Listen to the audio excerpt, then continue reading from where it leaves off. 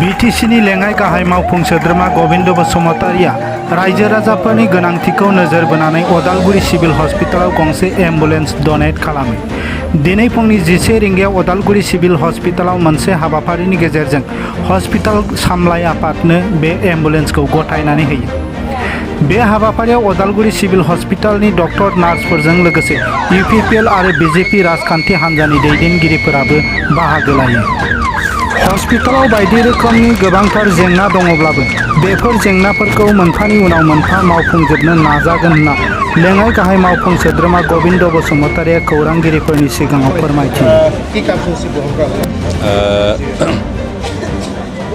Udalguri civil হস্পিটালৰ বহুদিন এটা অভাৱ আছিল আৰু সেই অভাৱটো হ'ল যে ইয়াত এম্বুলেন্স মাত্ৰ এখনেই আছিল আৰু বাকী তিনিখনমান এম্বুলেন্স কিন্তু প্ৰাইভেট আছিলে।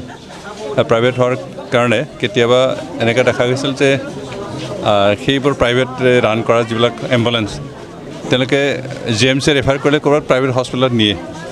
তাৰ ফলত আমাৰ পেচেণ্টসকল দুখ কষ্ট ভুগিব লগা হয়, বহুত খৰচ বহন কৰিব লগা হয় আৰু সেইখিনি অভাৱ থকাৰ কাৰণে মই আজি ছমাহ আগতে চিন্তা কৰি এম্বুলেন্স নামৰ এখন গাড়ী কিনিছিলোঁ আৰু সেই গাড়ীখনকে আজি ইয়াত হেণ্ডঅভাৰ কৰা হ'ল, হস্পিটেলত চমজাই দিয়া হ'ল আৰু হস্পিটেল কৰ্তৃপক্ষই ইয়াক জনসাধাৰণৰ সেৱাৰ কাৰণে ব্যৱহাৰ কৰিব আৰু সেইখিনি কাৰ্যসূচী আজি সম্পন্ন কৰা হ'ল।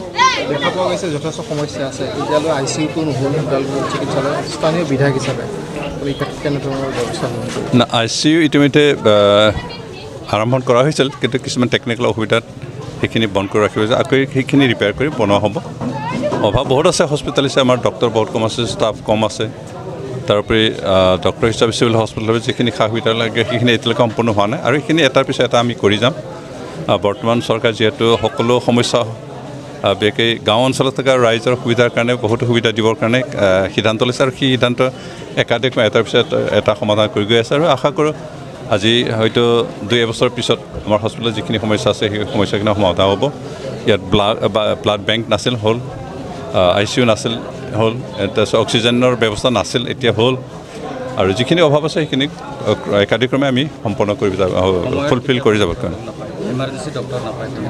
ইমাৰ্জেঞ্চি ডক্টৰ থাকে, ৰাতিটোত ডক্টৰ থাকে, ৰাতি 8টাৰ পৰা ৰাতিপুৱা 9টালৈকে ডক্টৰ থাকে, কিন্তু দিনৰ ভাগত কেতিয়াবা তেনেকুৱা ইৰেগুলাৰ হৈছিল, কিন্তু এতিয়াৰ পৰা ষ্ট্ৰিক্ট ৰেগুলাৰ কৰা হৈছে।